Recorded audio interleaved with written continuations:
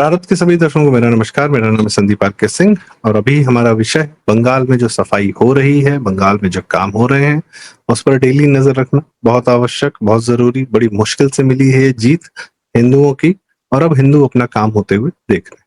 कई सारे पत्रकारों की शिकायत है कि इतना नहीं करने देना चाहिए, तुरंत नहीं करना चाहिए। ये सड़कों पर नमाज पढ़ने का जो आदेश था कि न पढ़ें मुसलमान, फिर वहां पे पत्थरबाजी हो रही है, ये सब नहीं करना चाहिए। क्यों नहीं करना चाहिए? इसी के लिए जनता ने मैंडेट दिया है।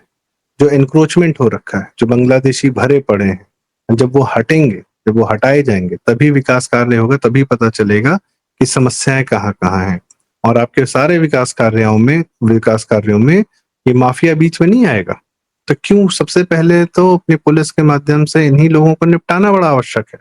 अभी कल वहां पर एक सोना पप्पू नाम का माफिया था, वो पहले रील बनाता था, अपने 200-200 लड़कों के साथ चलता रहता था और चल मतलब रियल एस्टेट का बड़ा धंधा उसने कर रखा। धंधा क्या था? वो कब्जा ही था सब कुछ। टीएमसी का बड़ा नेता था, माफिया था।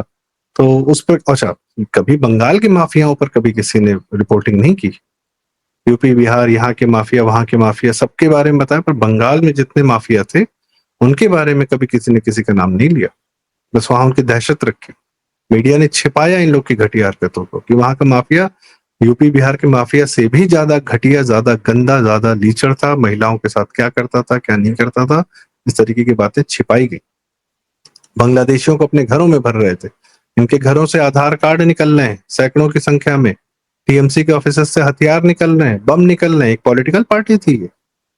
उसके बाद पता चल रहा है कि बांग्लादेश से मिलकर पश्चिम बंगाल को बांग्लादेश में मिलाकर एक इस्लामिक राष्ट्र बनाने का कार्य चल रहा था। ममता बनर्जी कर रही थी। दीपक वोरा जी एक एम्बेसडर है, उनके माध्यम से जानकारी मिली कि उनको किसी ने बांग्लादेश में बताया कि ममता बनर्जी की तरफ से प्रपोजल गया था कि पश्चिम बंगाल को बांग्लादेश में मिला लें, प्राइम मिनिस्टर ममता बन जाएंगी और प्रेसिडेंट जो है वो बन जाएगा मोहम्मद यूनुस। इस्लामिक तंत्र में रहना था ममता बनर्जी को। उसका मतलब है कि वो इस्लामिक थी, इस्लामिक हो चुकी थी। नहीं धर्म से तो कर्म से तो जरूर हो चुकी थी भाई। तभी तो वैसा चरित्र का आदमी हो, तभी तो उस माहौल में सेटल हो पाएगा। तस्लीमा नसरीन जैसी लेखिका, ब्रेव लेखिका, वो तो वहां नहीं सेटल हो पाई बांग्लादेश में। उनको तो भगा दिया गया। वो तो पश्चिम बंगाल में भी नहीं सेटल हो पाई क्योंकि उन्होंने सच लिखा था। सिर्फ माफिया ही जाके वहां सेटल हो पा रहा है बांग्लादेश में। और इसीलिए ये जितने माफिया बंगाल के हैं जो सरेंडर कर रहे हैं, इनको सरेंडर मत करवाइए। इनके दिलों में ऐसा खौफ होना चाहिए, ऐसी दहशत होनी चाहिए जितनी दहशत इन्होंने फैला रखी थी हमारी जनता के मन में। इनके मन में इतनी दहशत होनी चाहिए कि पश्चिम बंगाल में पाए गए तो फिर जन्नत का दोजख भी नसीब न हो पाएगा। तो इनको बांग्लादेश पहुंच जाना चाहिए असाइलम लेने के लिए कि हे बांग्लादेश, हमने आपकी बड़ी मदद की, आपका बहुत सारा कार्य किया, अब तुम्हारी बारी, अब तुम हमको असाइलम दो। तो बांग्लादेश को इनको असाइलम देना चाहिए, भले भारत के नागरिक हों। भारत के नागरिक जैसा तो कोई कार्य नहीं कर रहे थे। दहशत इतनी होनी चाहिए। जो बंगाल के जितने माफिया हैं, ये सिर्फ ये नहीं कर सकते कि एक तख्ती लगा के जो है ले जा रहे हैं और कह रहे हैं कि अब हमें सरेंडर करना है, हमको हमारी जमानत कैंसिल कर दीजिए, हमको किसी भी केस में बस जेल में डाल दीजिए। जेल में क्या करेंगे? सुधर जाएंगे? बिल्कुल नहीं। टाइम पास करेंगे, सरकार आने का इंतजार करेंगे, जिंदा रहेंगे। इन लोग का तो इन लोग के दिलों में इतनी दहशत होनी चाहिए। इलीगली, अब जो बांग्लादेशी आया है इलीगली ही तो आया था भारत में, तो उसके लिए लीगल प्रोसेस का क्या इस्तेमाल करना? जब इलीगली अंदर आ गया तो इलीगली बाहर चला जाएगा, क्या समस्या है? और जितने ये भारतीय, सो कॉल्ड भारतीय तो नहीं, इंडियन या जो अपने आप को बंगाली करके वहां माफियागिरी कर रहे थे, उनको जरूर बॉर्डर क्रॉस करा देना चाहिए। और भाई गायब है, हमें क्या पता, पुलिस उनकी तलाश कर रही है, वो है नहीं। उनको बांग्लादेश पहुंच जाना चाहिए, बांग्लादेश को उनकी सेवा करनी चाहिए। और जिस बांग्लादेश की वो आज तक सेवा कर रहे थे पश्चिम बंगाल को लूटकर, उनको पता चलना चाहिए कि बांग्लादेश उनको कितनी सेवा करेगा। क्यों? बांग्लादेश से रोहिंग्या आ रहा है तो तुम अपने घरों में रख रहे हो, तो तुम जब इधर से वहां जाओगे तो वो तुमको अपने घरों में नहीं रखेंगे? रखेंगे, प्यार से रखें। तुम भी रह लो 5 साल उधर, क्या समस्या है? इधर तो रह नहीं पाओगे, इधर तो शुभेंदु अधिकारी और हिंदुओं की सत्ता आ गई है। हिंदुओं के साथ तुम रह नहीं पाते हो, इसीलिए तुमने डायरेक्ट एक्शन डे किया, इसीलिए तुमने एक बांग्लादेश बनाया।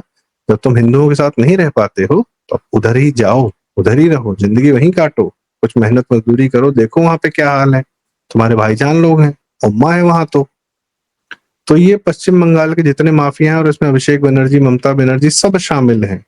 भाई अगर बांग्लादेश की शेख हसीना और बांग्लादेश की तस्लीमा नसरीन वहां पर अपनी रक्षा को देखते हुए, अपनी सुरक्षा का ख्याल करते हुए भारत आकर भारत में असाइलम मांग सकती हैं और भारत में चैन से रह सकती हैं, तो अगर ममता बनर्जी को खतरा लगता है भारत से तो बांग्लादेश जाओ, असाइलम लो, रहो वहां पे, बन जाओ नेता वहां की, बन जाओ वहां की जमील जमाली। कौन मना करता है? जमील जमाली तो फिर भी भारत के लिए काम कर रहा था, तो बन जाओ। तुम तो उल्टी जमील जमाली हो, बांग्लादेश से यहाँ आई हुई हो, ऐसा लगता है। ऐसी बहुत सारी कहानियां हैं, इनका आता पता ही नहीं कहाँ से, किस गांव घर से है, किस परिवार से है, सब इनका कुछ आता कोई बैकग्राउंड नहीं है। सडनली शी बिकेम फेमस कि इन्होंने जो है जेपी की गाड़ी पे चढ़ गई थी, वहीं से नेतागिरी इनकी चालू हुई। तो क्या हरकत क्या किया बंगाल का, देखा आपने 15 साल में? और बुरा कर सकती थी, जैसा बता रहे हैं कि इनके हथियार मिल रहे थे, बम मिल रहे थे इनके। और ममता बनर्जी को मुसलमान वोट बैंक सपोर्ट नहीं कर रहा था, मुसलमान सब वोट बैंक ममता बनर्जी और उसके तंत्र का इस्तेमाल कर रहा था, एक मुखौटे के रूप में एक हिंदू नाम की महिला को रखा हुआ था। काम सारा इस्लामिक हो रहा था। बंगाल में मुगल काल का रूल चल रहा था, पढ़ने वाले बच्चे भाग रहे हैं, इंडस्ट्री बंद हो रही है। तो ये जो मुगल रूल हुआ करता था वो ऐसा ही होता था, ऐसे ही अत्याचार होते थे, ऐसे ही टैक्सेस वसूले जाते थे, सड़क सड़क गली गली, टोल नाका टोलबाजी, यही सब। ये इस्लामिक रूल का एकदम, आपको इस्लामिक रूल देखना है, कहीं जाने की आवश्यकता नहीं थी। बंगाल में जो पिछले 15 साल में हो रहा था ये वही हो रहा था। किस हर गली गली घर घर में हर माफिया ने अपने घर में हरम बना रखा है। हिंदू महिलाओं को लेकर जाते हो, बोलते हो कि शाम को पहुंचा देना, और इसमें मीडिया खामोश, शांत।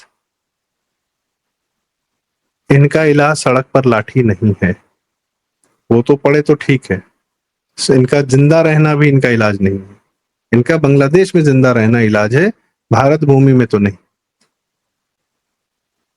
ये इनके मन में, और इस प्रकार का इस्लामिक तंत्र जो लोग, एक कोई हैदराबाद का फसादुद्दीन ओवैसी है, उसका भाई बकबकुद्दीन ओवैसी है, कुछ महाराष्ट्र में पाए जा रहे हैं, कुछ यूपी में। भाई मॉडल क्या है? बुलडोजर मॉडल ये थोड़ी है कि बुलडोजर मॉडल ने आपने सिर्फ घर गिरा दिया।